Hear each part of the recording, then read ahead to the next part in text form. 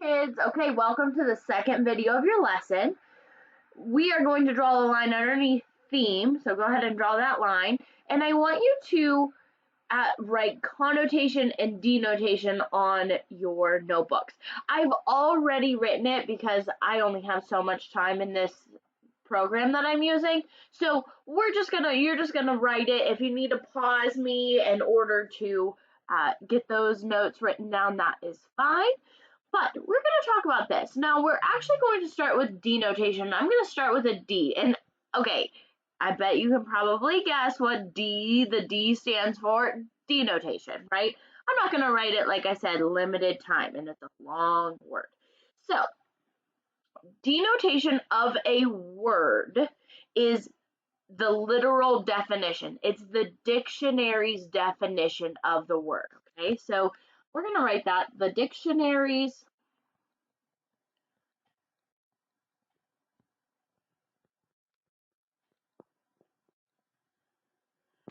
definition of a word. And I'll do an example, and this will all make sense in just a minute, okay? Now, the connotation is where it gets interesting. Okay, the denotation's pretty straightforward. And we can remember this, like, look, oh, this is perfect. Dictionary, right? Definition. So if we just remember denotation, dictionary, definition, denotation, dictionary, that's called an alliteration. Maybe we'll get to that soon. Okay, so denotation, dictionary's definition of a word. Now, where it gets interesting, like I said, connotation. Connotation is a meaning of a word that it doesn't actually mean that, but through like our experiences and our society and our personal thoughts and feelings, like what we've done, words sometimes have different meanings, even to individuals, to us. Sometimes a whole culture can believe that a word means that. I wish you could see my hands. I'm like talking with my hands and nobody can see me. But the connotation is the meaning of a word that's created through personal, social, or cultural influences. It's like the feelings of the word, okay? So let's write that. Meaning, it's a long definition, so stick with me, of a word, whoops, that is created through personal, social, or cultural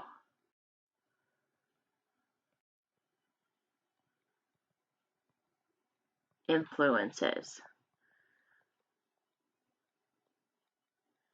I'm going to put here, I'm going to put quote, feeling of a word.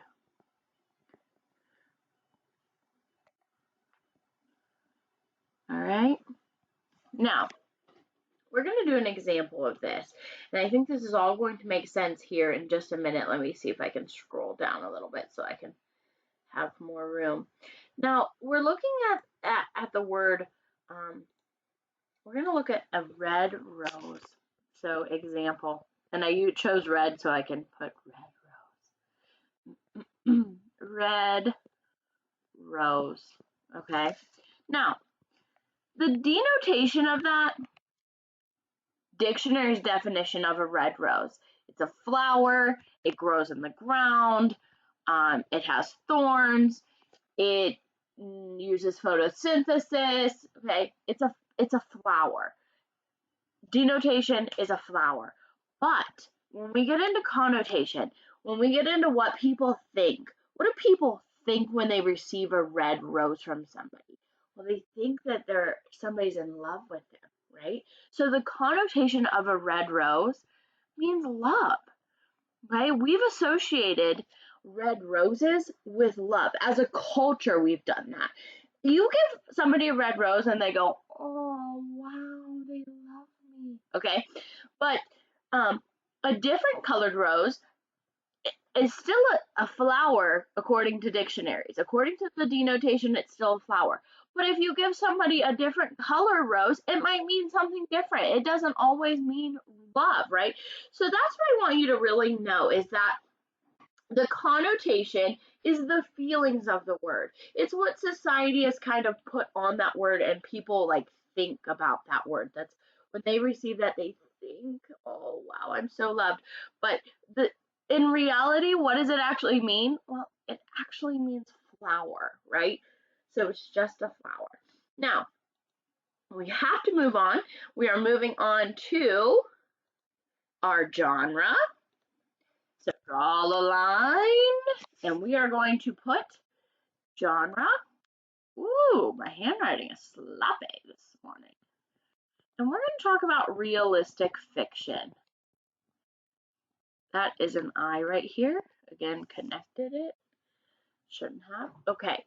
Now, we have talked about this one before, and it's probably the most used fiction, I would say, I guess. Oh, it's probably, I think that probably because it's my favorite to read. But realistic fiction is super easy because it says it right in the title. First off, it's fiction, which means the whole thing is made up. It's made up, it's fake, right? And I know you already have these in your notes, but you still have to write it. Okay, just thought I would say that. But here's the part. So fiction, made up. Okay. What about this realistic part? The realistic part tells us that it could happen in real life. The story that's being told could happen in real life.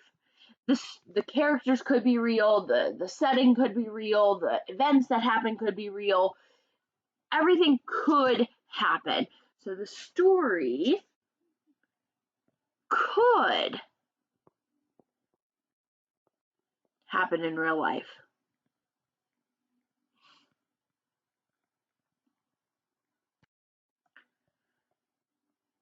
Okay.